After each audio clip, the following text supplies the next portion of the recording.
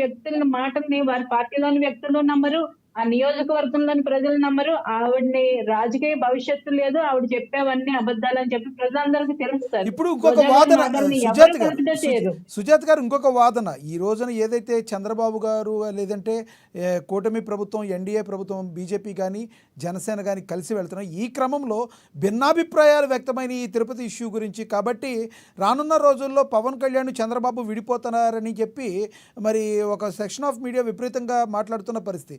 నిజంగా అలాంటి పరిస్థితులు ఉన్నాయా, లేదంటే ప్రజల కోసం మీరు ఏదే రకంగా వెళ్ళారో అదే రకంగా ముందుకు వెళ్ళే అవకాశం ఉందా ప్రభుత్వం? సార్, జనసేన ఒక 45-50 సీట్లు పోటీ చేస్తుందని ప్రజలందరూ భావించారు, మా కార్యకర్తలు భావించారు. కానీ మేము తగ్గించుకుని 21 సీట్లు కుదించుకుని బీజేపీ కూడా కలిసి వస్తేనే కూటమి ప్రభుత్వం బలంగా ఉంటుందని నమ్మి బీజేపీని అంటే అసలు ఏమంటారు, తూర్పు పడమరలాగా ఉన్న బీజేపీ తెలుగుదేశాన్ని ఒక కూటమిలోకి వస్తాయి, ఇవి కలిసి పోటీ చేస్తాయని ఎవరు ఊహించలేదు సార్. అటు టీడీపీ వాళ్ళు అనుకోలేదు, బీజేపీ వాళ్ళు అనుకోలేదు, వైసీపీ వాళ్ళు అయితే అసలు వీళ్ళిద్దరు కలుస్తారని అనుకోలేదు.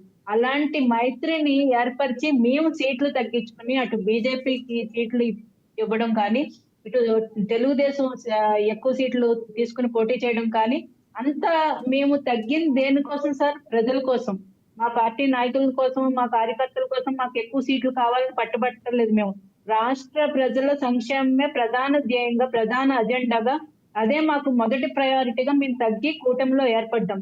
ఇప్పుడు మేము అంత తగ్గించుకుని ఏర్పడిన దేనికోసం సార్? ప్రజల కోసమే కదా.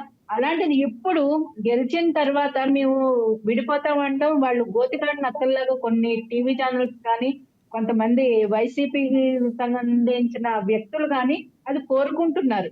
వైసీపీ అంటే కొన్ని ఛానల్స్ అంటే నేను క్లియర్ గా చెప్తాను, సాక్షి ఛానల్ తప్ప ఇంకెవరు కోరుకోరు సార్. సాక్షి ఛానల్లో వాళ్ళు, అలాగే సాక్షి పత్రిక, జగన్మోహన్ రెడ్డి గారి చుట్టూ ఉన్న అనుచర వర్గం తప్ప ఇంకెవరు ఈ కూటమి విడిపోతుందని ఊహాగానాలు కానీ ఎవరికి ఆలోచన కానీ లేదండి. ఈ టాపిక్ మీద కంక్లూడ్ చేయండి.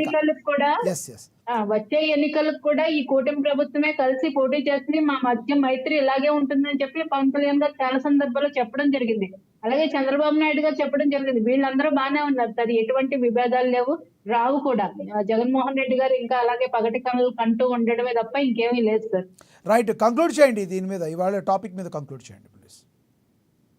సార్, ఖచ్చితంగా రాబోయే రోజుల్లో ఇంకా మా కూటమి ప్రభుత్వం చెప్పిన దానికంటే కూడా గోకులాలు ఇంకా ఎక్కువ చేసే అవకాశాలే ఉన్నాయి సార్. ఎందుకంటే ఇందాక మిత్రులు చెప్పినట్టు గో ఆధారిత పరిశ్రమలు తీసుకురావడం ద్వారా, అంటే పాలుకి సేకరించే కేంద్రాలు కానీ, అలాగే ఆ రైతులకి గోవులకు కావాల్సిన పశుగ్రాసాలు పండించే రైతుల్ని ప్రోత్సహించడం కానీ, వాళ్ళకి సబ్సిడీలు ఇవ్వడం కానీ, గో ఆధారిత ఏవైతే ఉన్నాయో ప్రొడక్ట్స్, ఆవు పాలు కానీ, ఆవు మూత్రం కానీ, మలం కానీ, అలాగే ఇదేదైతే దానికి సంబంధించిన పిడకలకు సంబంధించింది కానీ, ఇది ఏ ప్రొడక్ట్ అంటే ఒక కొబ్బరి చెట్టు తీసుకుంటే దాని నుంచి వచ్చే ఏ ప్రొడక్ట్ కూడా వేస్ట్ కాదని ఎలా అంటారో, ఆవు కూడా అంతే సార్.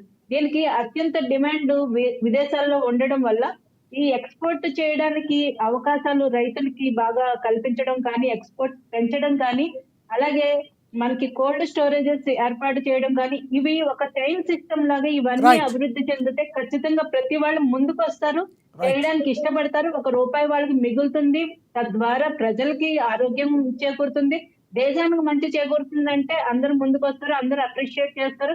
ఖచ్చితంగా దీంట్లో విప్లవాత్మక మార్పులు రావాలి. పెద్ద ఎత్తున చాలా మంది రైతులు గోవుల్ని పోషించడానికి కానీ, గోశాలలు నిర్వహించడానికి కానీ ముందుకు రావాలని మా ప్రయత్నం ఖచ్చితంగా నెరవేరుతుందని ఆశిస్తున్నాం సార్. రైట్, యాదగిరిరావు గారు కంక్లూడ్ చేయండి సార్. గోవును గోమాత అంటామండి, గావో విశ్వస్య మాతరః అని చెప్తాం. గోవు విశ్వానికి మొత్తం తల్లి. గో రాజకీయాలకు, గోవు మతాలకు అతీతం అండి. అన్ని మతాలకు, అన్ని మతాల వారికి గోవు తల్లి, అన్ని రాటీల వాళ్లకు గోవు తల్లి. మామూలుగా మేము కలుస్తూ ఉంటాం. ముఖ్యమంత్రులు రేవంత్ రెడ్డి గారిని కూడా ఈ సంవత్సరం గత 4 నెలల క్రితం కలిసాం. మేము ఒక అప్పీల్ చేశాం, గోవచ్చ తెలంగాణలో నిరోధించండి అని చెప్పి. చక్కగా చెప్పారు, మాకు గోవులు ఉన్నాయండి, మేము ప్రేమిస్తాము, నేను కూడా గోపూజ చేస్తాను అని చెప్పి.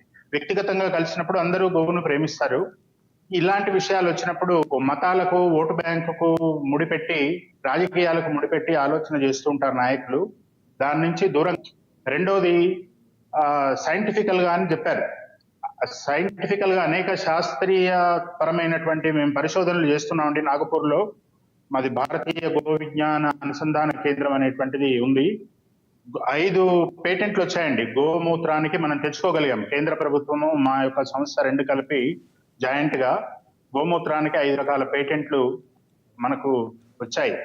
3 సంవత్సరాల కింద జునాగఢ్ యూనివర్సిటీలో పరిశోధన చేశారు. అక్కడ శాస్త్రవేత్తలు పరిశోధన చేసినప్పుడు ఒక గిరావు మూత్రంలో 1 లీటర్ ఒక 1 mg 1 మిల్లీగ్రాము గోల్డ్ బంగారపు యొక్క అది బయటకు వచ్చిందండి.